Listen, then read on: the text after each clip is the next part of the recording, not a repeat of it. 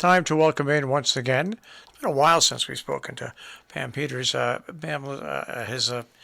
first met her many, many years ago, and she is one busy human being, is all I can say about her. She is an environmental economist. She's an eco consultant. She's a sustainability strategist. She also produces, writes, and also does some television work as well. I just don't know how she fits it all in her schedule. Good morning, Pamela. Well, hello. Good morning, Marshall, and thank you so much for having me on your show.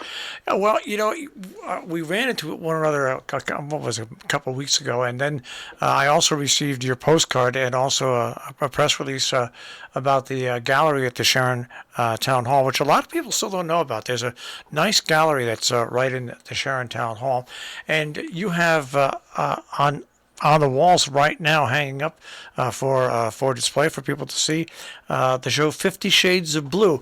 Let's talk a little bit, first of all, about 50 Shades of Blue. Yes, my pleasure. Oh, my goodness. And what a transformational journey that was. A trip to Greenland this summer. I'm hoping to bring all the listeners a little bit with me on this ice safari that I call it. Well, close your eyes and imagine floating in the Greenlandic ocean and situating yourself in a place called Ilulissat. And there are hundreds and hundreds of icebergs floating around you. This is the UNESCO. It's a UNESCO protected area. And my husband and I took a boat trip, an open boat trip for 8 hours with Inuit fishermen. And literally, the sun doesn't set in the summer, so the sun changes according to the hour from 6 p.m. to hours in the morning. And what you see are pieces of ice floating, and one shape more interesting than the other. And I captured 800 of them, and I brought them down to 50, which I'm going to showcase around in the area and other places around the world as well, to call humanity to really take a closer look and also care better for Mother Earth, who is very strong but also vulnerable. So that's in a nutshell the message of 50 Shades of Blue. You guys go to the coldest places. Well, it's just autumn, okay? Wait what winter has in store for us here locally. Now, this is your second showing at the Town Hall Gallery, right? Correct. I already had the honor of showcasing my work, which is basically nature photography, and that was 5 years ago already. Yeah, it's amazing how time flies. It really is.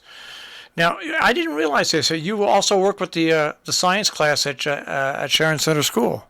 Yeah, I mean, basically, I'm an environmental economist, as you described, and my mission is basically to showcase to young and old how amazing Mother Earth is, and then also initiating them into the ABC of ecosystems, forests and water, the water cycle. Some might remember that.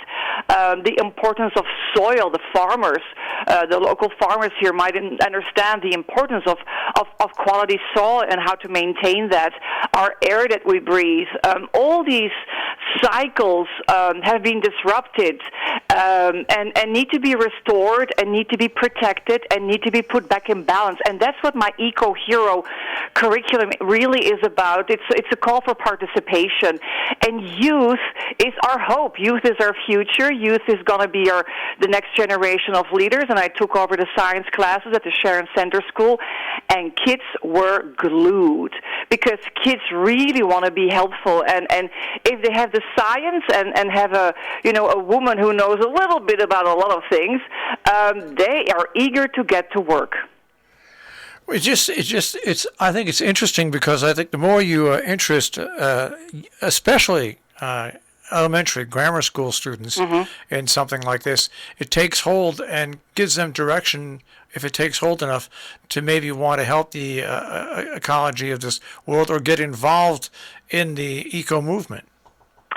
Yeah, and it's a very important movement, basically, because it celebrates life, and we're all connected, right? We're all connected to our Earth, and it's really about creating an awareness about that important relationship and giving kids tools. There's the photographic exhibit, 50 Shades of Blue. I mean, can we guess with kids what they see in an iceberg? I sometimes see a cat, and sometimes I see an owl, and just that little, dip into Adventureland and using your imagination, that gives joy. And for me, what is important that there's so much joy to be had when you are out in nature, and might be easier for us locally than, for example, kids in New York City, but nature is all around us. And so I have posters, I have a curriculum, and then, of course, also a graphic novel. I was just going to ask you about that. Let's talk about, in my days, we used to call graphic novels comic books, but of course we realize that that's just too simplistic of a term, because now most comics have a strain and a story to them, just like a movie or a regular book. So let's talk about your graphic novel, Eco Hero. Yes. Well, as you said, you and your husband go to the coldest places. We go on expeditions as well to the Arctic. So the Greenland trip was the European trip, and then further up from us north is the Canadian Arctic. And we spent a couple of expeditions, and that impacted me so much that I started to writing a story, and that was transformed in a graphic novel with Eco Hero and Dr. Narwhal, Mother Earth, and Inuit people in an Arctic adventures where the narwhals are calling out for help. And of course, Eco Hero, who has magic powers, including telepathy, with Mother Earth, is answering the call of the narwhals, and she's meeting Dr. Narwhal all the way up in the Arctic, and together they are going to debunk a mystery, and they are going to complete a mission successfully. And this book is the graphic novel is available locally at the Sharon Pharmacy, right? Yeah, they are fantastic. If you go into the Sharon Pharmacy, where all the magazines are, there are copies there. It's a larger format because the drawings are so beautiful. It is great for storytelling if you have a little one. Otherwise, it is just as good to read. And then there are also interactive assignments. If kids want to read this together, read it out as a group activity, or maybe in a classroom situation, talk about other cultures, talk about the Arctic. There's fun inroads for, I would say, environmental education in a very, very fun way. And talking about what you did at Sharon Center School with the students, I want to mention to people, because we have a program that we've set up with the different organizations around here. You got a grant from the Berkshire Taconic Community Foundation, which helped you bring that program to the Sharon Center School, right? I mean, once again, that's a local organization working with you as an individual, once again, to bring something to the students at the school. Exactly, and there was a wonderful grant that allowed me to take over 4 science classes. So for a whole day, I stood in front of the classroom, and again, kids were delighted. Everybody wants to be a eco hero. If they hear about Mother Earth and get to know her and her secrets a little bit better, they all feel, I would say, compassion to where she is at the end of the day. Mother Earth is 4.5 billion years old, and that calls for respect and celebration, and the kids at the Sharon Center School participated wonderfully well. We're speaking with Pamela Peters, of course, and Peeters-Nweeia is her soulmate, ladies and gentlemen. And you may know Martin as a dentist, but when I first met Martin, it was actually a presentation he made many, many, many years ago to the Lions Club. And as a person who really does not like cold weather, I can't. I have Raynaud's disease, so I can't do much in cold weather. I've never enjoyed, but to see what Martin and now you, Pamela, because you've gone along several times, to do what you do in an environment like that, it's not an easy thing. Taking pictures, people think, oh, well, that sounds like. In an environment like that, nothing is easy.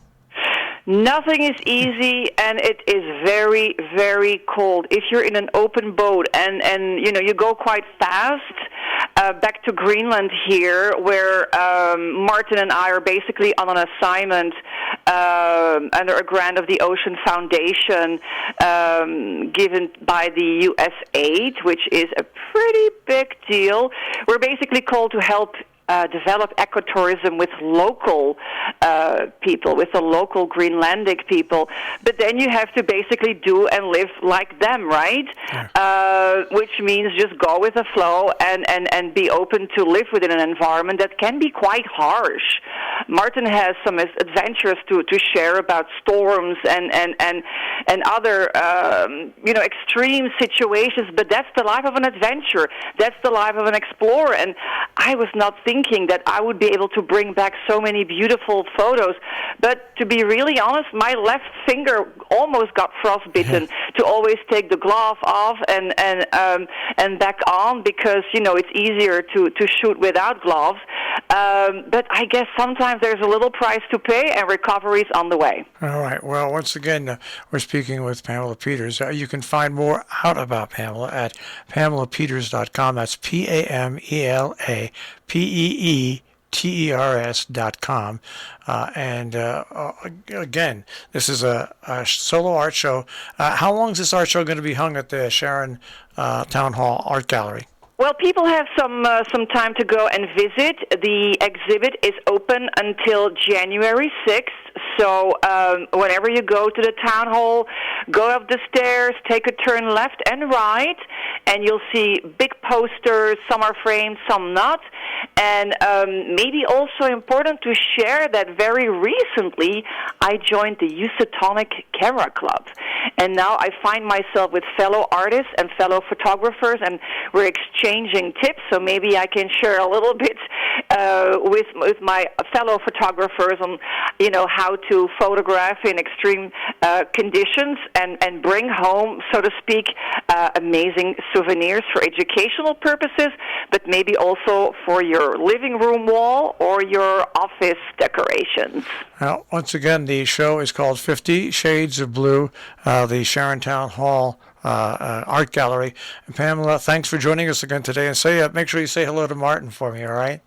I will, and to all of you, a great day. It's nice and warm outside. It's going to be a beautiful day, and thank you again for having me on your show. All right, thanks, Pamela. Bye-bye.